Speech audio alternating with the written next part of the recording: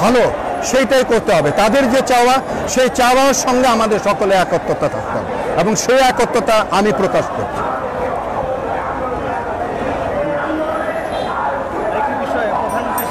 বলেছেন যে তোমাদের জন্য আমার গণভবনের দরজা খোলা। এখন কি শিক্ষার্থীরা কি তার কথা মতো যাবে কিনা? শিক্ষার্থীরা যাবে কিনা সেটা আমি জানি না, তবে এইটুকু জানি যে শিক্ষার্থীরা এবং আমাদের আগামী প্রজন্ম তাদেরকে বিশ্বাস করতে পারছে, কারণ একদিক দিয়ে ডাকছে, একদিক দিয়ে দাওয়াত করছে, একদিক দিয়ে খাওয়ানোর বা অভিনয় করছে এবং আরেক দিক আবার গুলাগুলি হচ্ছে, জীবনও চলে যাচ্ছে। এবং আমরা যেটা মনে করি যে সুষ্ঠু বিচার যদি না হয়, এবং সুষ্ঠু বিচার এরা কখনো করতে পারবে না, কারণ এদের হাত দিয়ে যেখানে হত্যা হয়েছে সেখানে তাদের মাধ্যমে কিন্তু সুষ্ঠু বিচার হবে না। জাতিসংঘের মাধ্যমে সেই বিচার যদি সুষ্ঠুভাবে হয় এবং আমার এই আগামী প্রজন্ম, আমাদের এই ছাত্রদেরকে যদি সেভাবে তাদেরকে যদি শান্তি দেওয়া যায়, তাহলে অবশ্যই দেশে শান্তি চলে।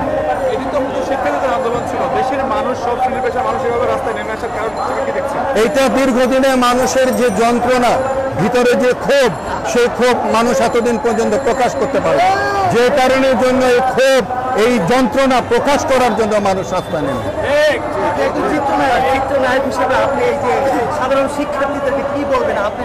আমি সাধারণ শিক্ষার্থীদের এই কথাই বলবো, আমি প্রথম থেকে এদের আন্দোলনের শুরু থেকে আমি তাদের সঙ্গে ছিলাম, এখনো আছি।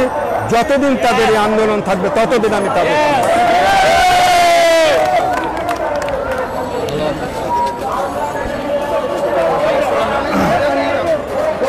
দর্শক, এই মুহূর্তে আছি জাতীয় প্রেস ক্লাবের সামনে। আপনারা দেখছেন চিত্রনায়ক ইলিয়াস কাঞ্চন ছাত্রদের পক্ষে, আন্দোলনকারীদের পক্ষে কিন্তু তিনি এই মাঠে নেমেছে, সেটি আপনাদেরকে এই লাইভের মাধ্যমে দেখানোর চেষ্টা করেছি এবং তিনি কে বলেছেন সেটিও আপনাদেরকে এই লাইভের মাধ্যমে দেখানোর চেষ্টা করেছি।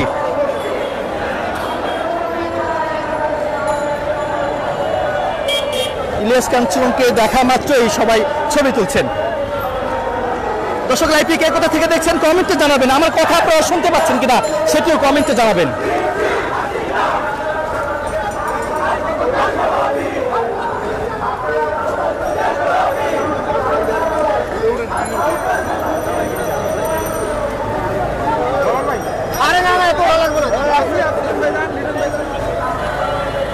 আমরা দেখতে পাচ্ছি ইলিয়াস কাঞ্চন গাড়িতে উঠেছে, তিনি চলে যাচ্ছেন। এতক্ষণ পর্যন্ত প্রেস ক্লাবে ছিল।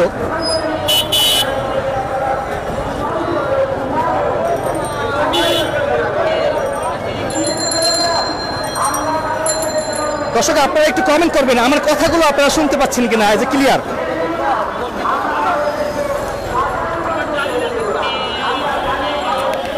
দর্শক, আপনারা আমার কথা শুনতে পাচ্ছেন কিনা একটু কমেন্টে জানাবেন। বিল্লাল ভাই একটু কমেন্ট করবেন আপনি আমার কথা শুনতে পাচ্ছেন কিনা।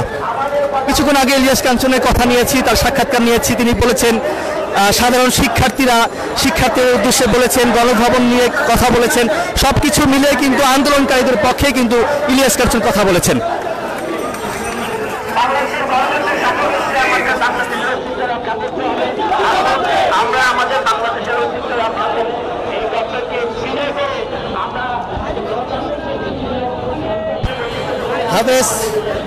ধন্যবাদ আরিফুল ইসলাম ভাইকে, ধন্যবাদ মশিউর রহমান ভাইকেও ধন্যবাদ।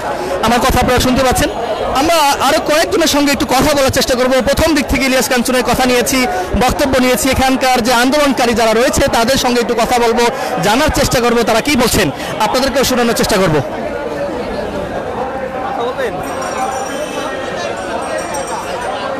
কি দাবিতে আজকে এখানে আসছেন? আমরা ছাত্র আন্দোলনের যুক্তি একতা প্রকাশ করতে আসছি এখানে। আমাদের ভাইয়ের রক্ত বিতাড়িতে আমরা দিব না। আমরা এটা ন্যায্য দাবি চাচ্ছি এবং পূর্ণ বিচার চাচ্ছি। যা হয়েছে তার সুষ্ঠু তদন্ত বিচার চাচ্ছি। যে দেশে যে অবস্থা হচ্ছে তার জন্য আমরা সবার যারা জনসাধারণ আমরা একতা প্রকাশে আমরা মাঠে নামছি আজকে। আপনি এখানে কি উদ্দেশ্যে আসছেন, আপনি কি করেন? আমরা এই আন্দোলনে আসছি ছাত্র বৈষম্যর সাথে একসাথে প্রতিবাদ করার জন্য। আমরা চাই সুষ্ঠু একটা সমাধান হয়ে দেশটা শান্তিতে প্রতিষ্ঠিত হোক, আমরা সবাই সুখে শান্তিতে একসাথে বসবাস করবো ইনশাআল্লাহ। আরিফুল ইসলাম, আপনি কমেন্ট করেছেন আমি কোথায় আছি, আমি এই মুহূর্তে আছি জাতীয় প্রেস ক্লাবের সামনে। আপনারা প্রথম দিক থেকে আসলে ইলিয়াস কাঞ্চনের বক্তব্য শুনেছেন, তিনি কি বলেছে। তো যাই হোক দর্শক, এই মুহূর্তে প্রেস ক্লাবের অবস্থা এক পর্যায়ে বললেই চলে যে মানুষের লোকে লোকারণ্য।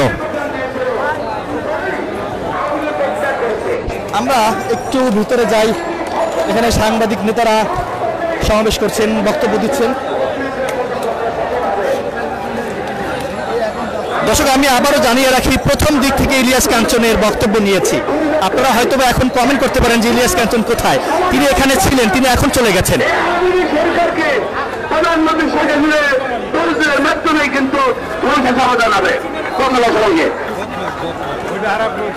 লোকে লোকারণ্য, দর্শক দেখতে পাচ্ছেন, লোকে লোকারণ্য।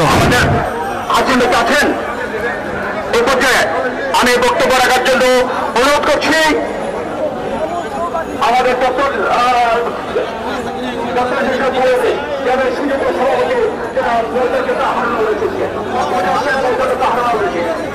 না না, এখানে কোনো পুলিশ এবং কোনো আওয়ামী লীগের বা কোনো আওয়ামী লীগের কোনো সহযোগী সংগঠন, কোনো নেতাকর্মীদেরকে কিন্তু আমরা এই মুহূর্তে দেখতে পাচ্ছি না।